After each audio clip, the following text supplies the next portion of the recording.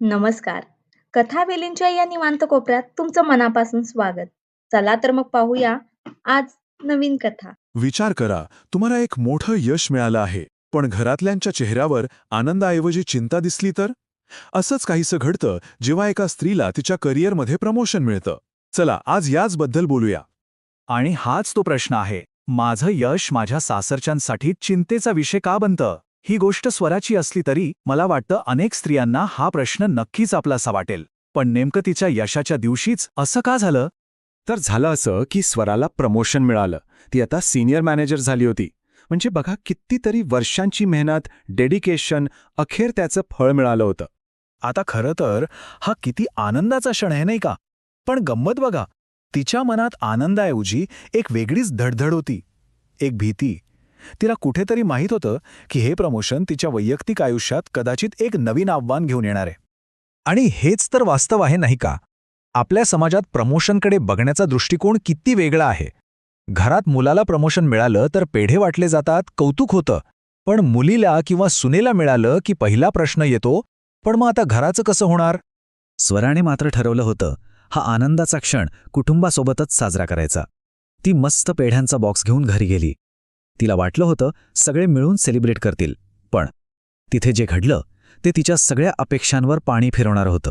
तिने बातमी सांगितली आणि सासूबाई म्हणाल्या, अभिनंदन हा, पण आता ऑफिसचे तास वाढणार का? मग घरची कामं, सणवार, त्याचं कसं व्हायचं? म्हणजे बघा, अभिनंदनापेक्षा काळजीच जास्त होती. जणू काही तिचं प्रमोशन म्हणजे घरातल्या कामांवर आलेलं संकटच. आणि तेवढ्याच सासरेबुवांनी तर कळसच गाठला. ते म्हणाले, कुटुंबाकडे दुर्लक्ष करून मिळवलेलं यश काय कामाचं? बस, एका क्षणात तिचा सगळा आनंद विरून गेला. तिचं करिअर आणि तिची फॅमिली जणू काही दोन वेगवेगळ्या गोष्टी आहेत असं चित्र उभं राहिलं. विचार करा, स्वराच्या मनाची काय अवस्था झाली असेल. तिचा सगळा हा आनंद, सगळा उत्साह क्षणात नाहीसा झाला. कोणीच तिला विचारलं नाही की हे मिळवण्यासाठी किती कष्ट घेतले. सगळ्यांना फक्त एकच काळजी होती की ती आता घरी कमी वेळ देणार. तिचंच यश तिच्यावर एक प्रकारचं ओझं बनलं होतं. पण मग या सगळ्या निराशेत एक आशेचा किरण दिसला. तो म्हणजे तिच्या आईचं, ललिताचं पत्र. आणि ते पत्र म्हणजे नुसते शब्द नव्हते, तर स्वराला या परिस्थितीतून बाहेर पडण्याचा एक मार्ग होता, एक नवी दृष्टी होती. तिच्या आईने खूप सुंदर गोष्ट समजावून सांगितली. ती म्हणाली, त्यांची भीती तुझ्यावरील रागामुळे नाहीये, तर हे बदलतं जग त्यांना स्वीकारता येत नाहीये त्याची धास्तीये. म्हणजे बघा, एक स्त्री, सून मोठ्या पदावर काम करतेय, ही गोष्टच कदाचित त्यांच्यासाठी नवीन होती आणि म्हणूनच ते असं वागत होते. आणि मग तिच्या आईने तिला जे सांगितलं ते खूप महत्वाचं होतं. तू समर्थ आहेस हे जगाला दाखवून देण्याची हीच वेळ आहे.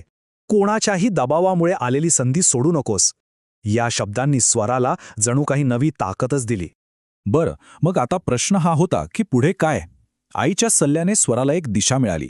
आता तिला यश आणि अपेक्षा या दोन्ही गोष्टींमध्ये संतुलन साधायचं होतं. चला तर मग बघूया हा पुढचा मार्ग कसा होता. यात सगळ्यात पहिली आणि महत्त्वाची पायरी म्हणजे आपल्या यशाबद्दल अपराधी वाटून घेऊ नका. उलट तुमच्या प्रगतीमुळे कुटुंबाचा स्तर उंचावतो. दुसरी गोष्ट, सगळ्या कामांचं नियोजन करा, जबाबदाऱ्या वाटून घ्या.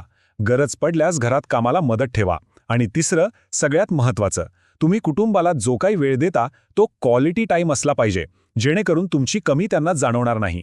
म्हणजे शेवटी मुद्दा हाच आहे की आपलं पद बदललं म्हणून नात्यांमधली माया बदललेली नाही, हे तुमच्या कृतीतून दाखवून द्या.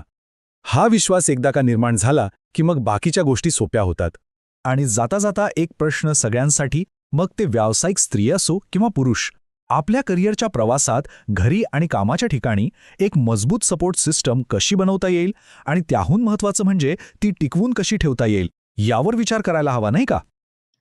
चला तर मग तुम्हाला आजचा व्हिडिओ कसा वाटला हे कमेंटमध्ये नक्की सांगा आणि असेच व्हिडिओ पाहण्यासाठी या व्हिडिओला लाईक आणि चॅनेलला सबस्क्राईब नक्की करा. धन्यवाद.